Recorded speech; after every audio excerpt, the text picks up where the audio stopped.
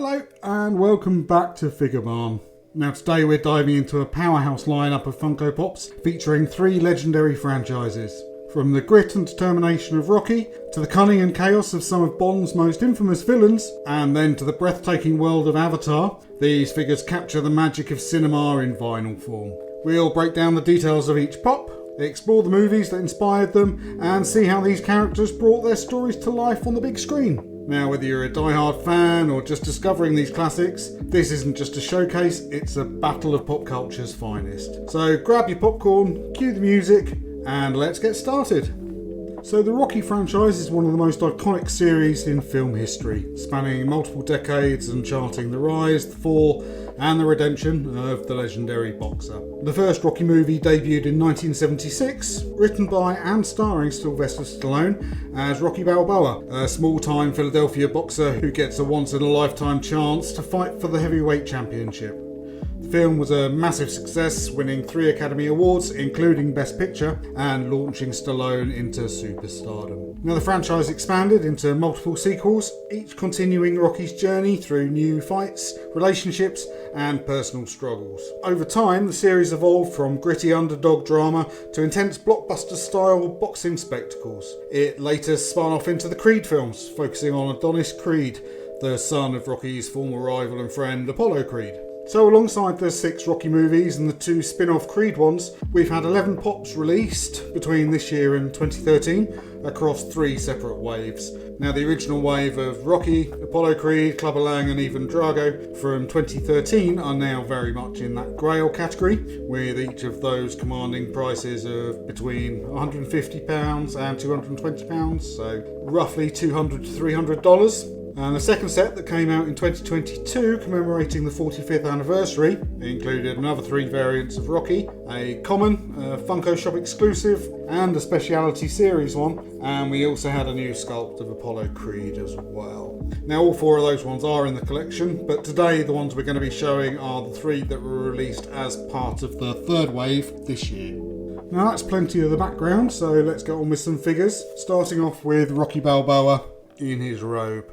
So this is him in his trunks and his robe from 1985's Rocky IV, where Rocky seeks revenge after Ivan Drago kills Apollo Creed in an exhibition match. Now he's determined to avenge his friend and he heads to Russia to train in isolation, pushing his body to the limit in brutal conditions. So this is arguably Rocky's most famous sort of trunks with the stars and stripes matched with the red boxing gloves. Now in some of the other movies he's wearing red and white, or he's wearing black and gold trunks in some of them as well. Now across his shoulders he's got the white satin open robe as well, which has the red ties you can just about see down there. So I did briefly open this one up and can confirm that it does have Balboa written across the back of the robe in blue, just like it does within the movie itself. And if we look down at his boots there, you can see that it's a fairly decent recreation of how they are in the movie as well. Now the ones in the movie are actually Adidas with 2 blue stripes and a central red one, but these just have the 2. Funko clearly trying to avoid any kind of lawsuits or paying for the copyright, I'd guess. Next up, we leap back a few years to 1982 and Rocky III with Clubber Lang. Now played by Mr. T, Lang was a ferocious fighter fueled by raw aggression and an unstoppable drive to claim the championship. His brutal style, combined with his ruthless trash talk, made him an intimidating presence both in and out of the ring. Now after defeating Rocky in their first bout, Rocky regains his edge with Apollo Creed's training, ultimately defeating Lang in a cinematic rematch. With his fierce personality and unforgettable one-liners like "I pity the fool," Clubber Lang remains one of the most iconic villains in the Rocky franchise. So anyone growing up in the 80s like me can't help but love Mr. T, from Rocky to WWF and of course as B.A. Baracus in the A-Team. He even had a rap song about treating his mother right.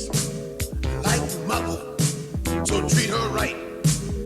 But here he is as Clubber in his fighting mode with his trademark beard and perfectly trimmed mohawk there. Now in this pop he's wearing his light blue trunks, which are the ones that he wore in the first fight against Rocky when he actually wins. In the rematch he's wearing a black pair rather than these ones here. Now he's got his red gloves, And the boot's also down there that matches trunks with the light blue piping around the top and the matching tassels as well. Now, prior to Rocky 3, Mr. T was actually a bodyguard for numerous boxers, including Muhammad Ali, Sugar Ray Leonard and Leon Spinks. Now, Rocky 3 also saw the introduction of the classic song Eye of the Tiger by Survivor, which was second in that year's Billboard year-end Hot 100 singles. Now, the first, if you wanted to know, from 1982 was Physical by Olivia Newton-John.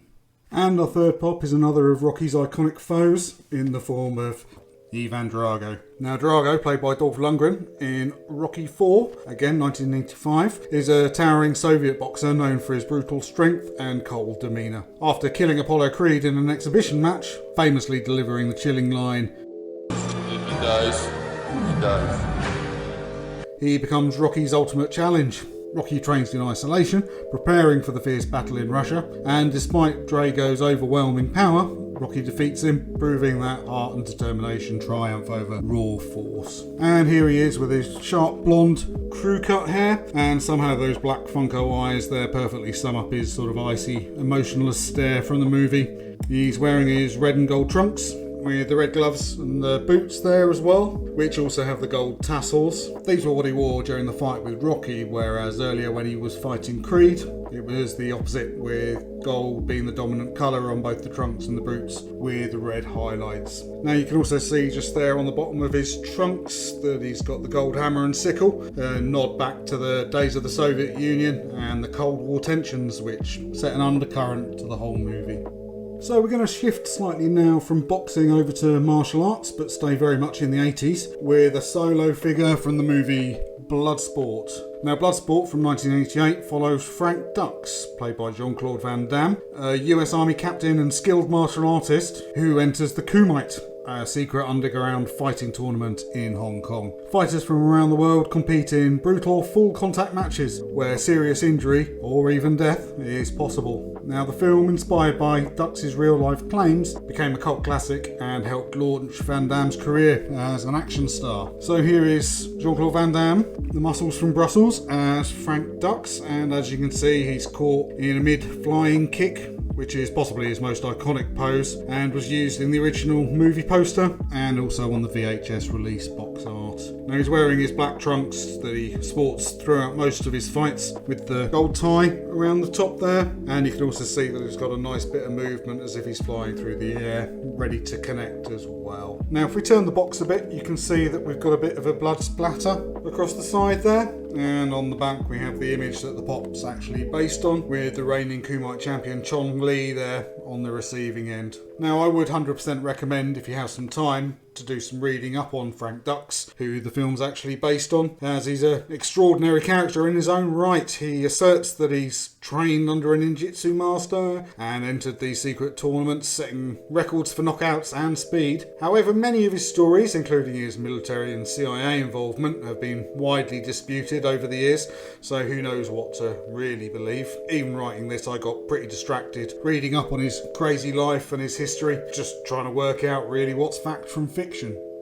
From the grit and determination of Rocky Balboa and Bloodsport to the cunning and chaos of James Bond's most infamous villains, we shift from a battle of resilience to a world of espionage, power and ruthless ambition. Now, Bond villains have evolved alongside the franchise, shifting from Cold War masterminds like Dr. No and Blofeld, who led the criminal organisation Spectre, to extravagant foes like Goldfinger and Scaramanga, whose greed and obsession drove their villainy.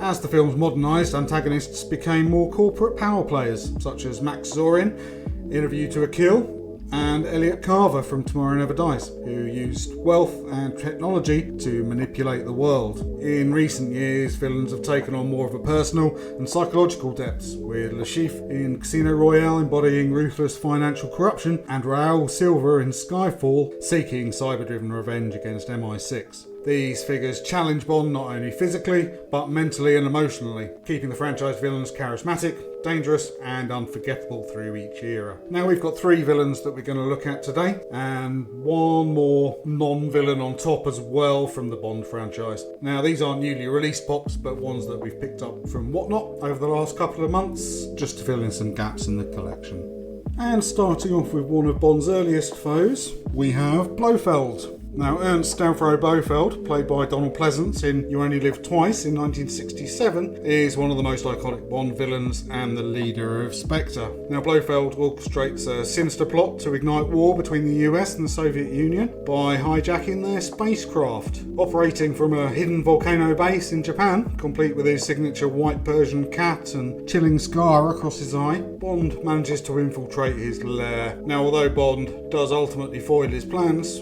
Blofeld escapes, ensuring his legacy as one of 007's most formidable foes.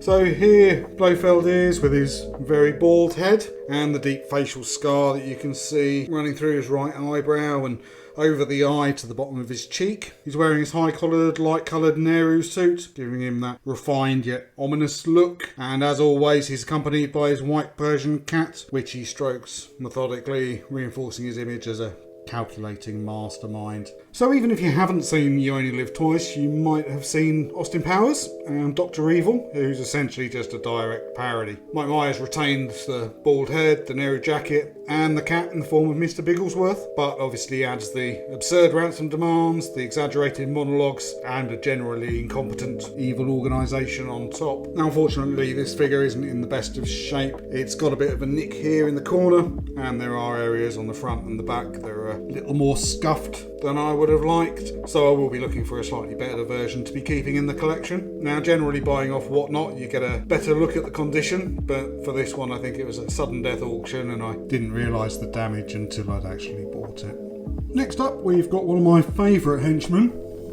Now, Jaws, played by Richard Kiel, is one of the most memorable characters in the James Bond franchise, appearing in both The Spy Who Loved Me in 1977 and Moonraker from 1979. Towering over 7 foot tall, Jaws was known for his razor-sharp metal teeth, which he used to bite through virtually anything, making him a pretty terrifying force. Now, despite his menacing presence, he evolved from a ruthless assassin into a more sympathetic character, even finding love in Moonraker. His near invulnerability and silent, imposing demeanour made him one of Bond's most iconic adversaries. So this is him dressed as he was in a scene from The Spy Who Loved Me when he was chasing Bond and Agent XXX around Egypt as they investigate missing Allied and Russian atomic submarines. Now he's wearing his white shirt, as you can see, with the beige trousers, held up by the grey braces and a rather fierce centre parting in his hair there. Now obviously his most distinctive feature is the metal teeth that are well on show as well, which he uses to bite through chains, locks, pretty much anything else he comes across. Now Richard Kiel, as you can imagine, was offered a lot of monster and villainous parts due to his height. Now, before being cast as Jaws, he even turned down the role of Chewbacca because he was afraid of being typecast, and in his words, it's always a bit too hot within those suits. And the third on our Bond bad guy list is Oddjob from 1964's Goldfinger. As Auric Goldfinger's loyal bodyguard, Oddjob is a silent but deadly presence known for his razor-edged bowler hat, which he can throw with lethal precision. His immense strength and unwavering loyalty make him a formidable opponent, famously overpowering Bond in their dramatic Fort Knox showdown. Now, though he meets his end in a fairly dramatic battle, Oddjob's unique weapon and imposing presence cement him as one of Bond's most memorable foes. So as you can see here, this one's got one of the old style exclusive stickers that we get outside of the US. Now, back in 2017 when this one was released, this could have been picked up in Target, I believe. And it's the second Oddjob that was released as part of this wave, with the other one where he's actually wearing the bowler hat rather than holding it like he is in this one. Now, that one is already in the collection. And as well as his bowler hat, he's wearing his standard black and grey suit, which he exclusively wears. And he's got his moustache and his short brown hair there as well. And that's pretty much it, to be honest, but still he's unmistakable as Oddjob. Now, if we look at the back of the box, we are slowly picking these ones up. We're just missing the 2 Bonds, here and here, and the Golden Girl also from Goldfinger. So in total, there's been 23 Bond Pops. We've got 12 of them, so just under half of them still to look out for. Now, she's not actually a Bond villain, more of a Bond girl, but as we're covering the movies, it didn't seem right to just leave her out. So we also have Paloma from No Time to Die. Now Paloma, played by Ana de Armas in No Time to Die from 2021, is a Cuban CIA operative who assists Bond during his mission in Havana. Now despite claiming that she only has 3 weeks of training, she proves to be highly skilled, effortlessly taking down enemies with agility and precision. Her dynamic action sequences and playful chemistry with Bond make her a fairly memorable ally, despite her limited screen time. So Paloma's here in a sleek, floor-length navy gown, paired with the high heels that she wears when Bond meets her in the El Nido bar, before they head off to try and retrieve Valdo Orbatrov, the kidnapped scientist. Now she's also wearing the earrings there and the bracelet from the movie as well, while also holding a handgun. Although through most of her time on screen she's dual-wielding with a machine gun as well. Now we'll soon be seeing Ana de Armas in arguably her biggest role to date as the lead in Ballerina, which is a spin-off of the John Wick series and releases just next month.